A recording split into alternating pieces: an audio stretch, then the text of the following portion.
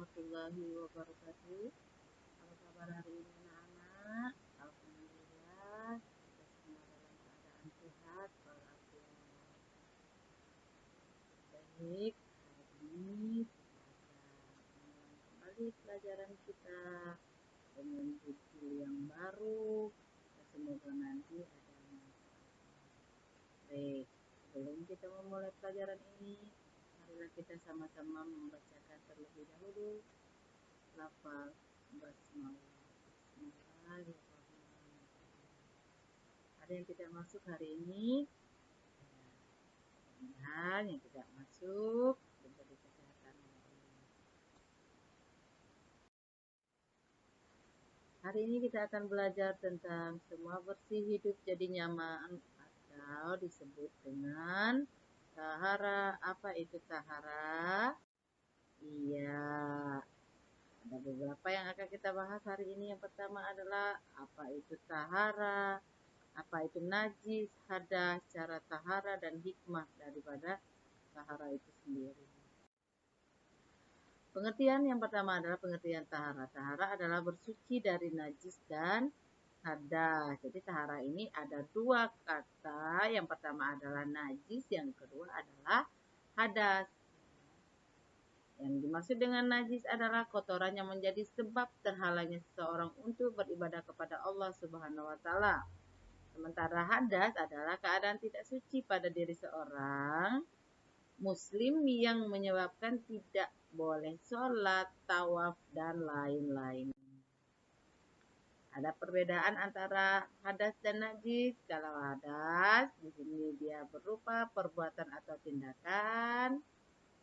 Kalau najis dia berupa benda. Contoh, kalau hadas ini melakukan kencing, melakukan kentut, kemudian berak, menyentuh dubur, tidur, mengeluarkan darah haid, datang bulan, dan sebagainya. Kemudian najis itu berupa benda, contohnya air kencing, nanah, darah, kemudian kotoran kucing, bangkai, dan sebagainya.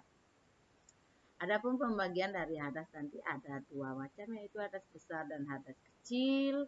Sementara pembagian najis itu ada tiga macam, yaitu najis mukaffafah, mutawasitah, dan muqalladah. Kemudian nanti kita akan membahas tentang cara mensucikannya. Najis terbagi menjadi tiga. Kita sudah mengetahui tadi bahwa najis adalah berbentuk kotoran.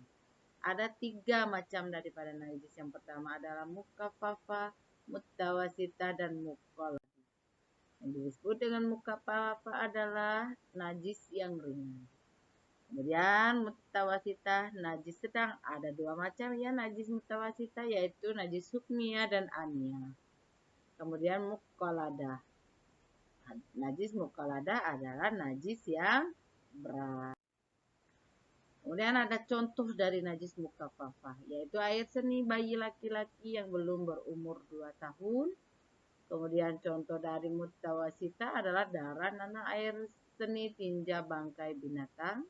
Contoh dari najis muqalladah yaitu bersumber dari anjing dan babi. Cara mensucikannya adalah kalau hadas najis mukaffafah cukup dengan memercikkan air yang suci pada permukaan yang terkena najis. Sementara mutawasitah mengalirkan air pada benda yang terkena najis. Muqalladah membasuh bagian yang terkena najis sebanyak 7 kali, salah satunya menggunakan tangan.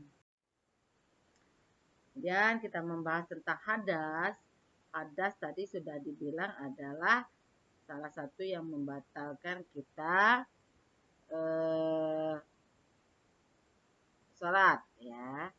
Hadas ini ada dua macam, ada hadas kecil dan ada hadas besar. Kalau hadas kecil adalah hadas yang dapat disucikan dengan wudhu ataupun tayamum.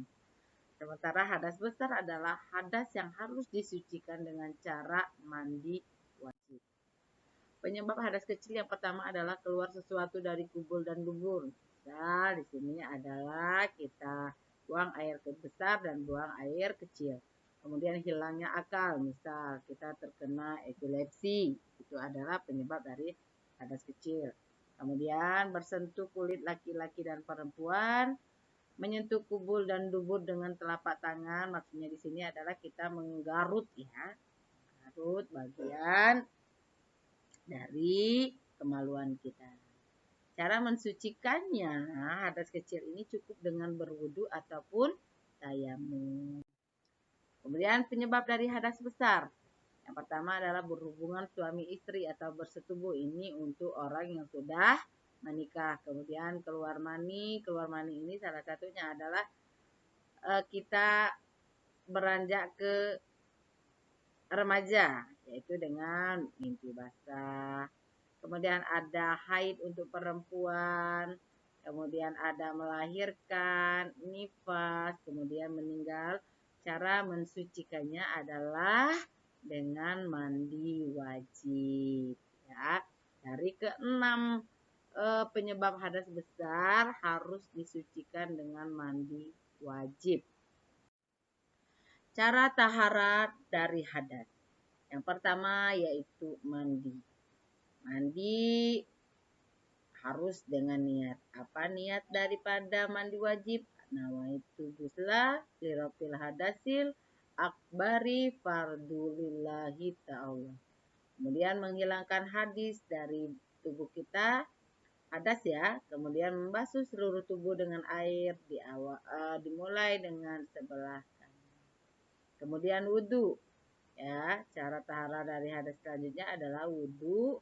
Yang pertama dengan niat, yaitu nawaitu wudu'a lirafil hadasil asghari fardu lillah kita Allah. Kemudian kita berkumur-kumur, membasuh muka, membasuh tangan, membasuh kepala, telinga, membasuh kaki, tertib dan doa. Kemudian tayamum yaitu pengganti wudu ya.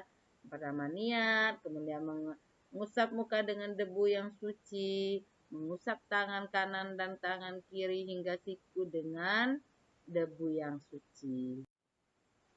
Hikmah dari tahara adalah terhindar dari penyakit. Kemudian orang yang tahara menjaga wudhu selalu bersinar. Kemudian hikmah tahara adalah sarana mendekatkan diri pada Allah. Kebersihan sebagian dari iman. Kemudian hikmah selanjutnya adalah bersih membuat hidup kita jadi nyaman. Ya, itu tadi pembahasan kita hari ini. Terima kasih Ibu tutup. Wassalamualaikum warahmatullahi wabarakatuh. Tapi sebelumnya silakan untuk mendengarkan video singkat kita ini.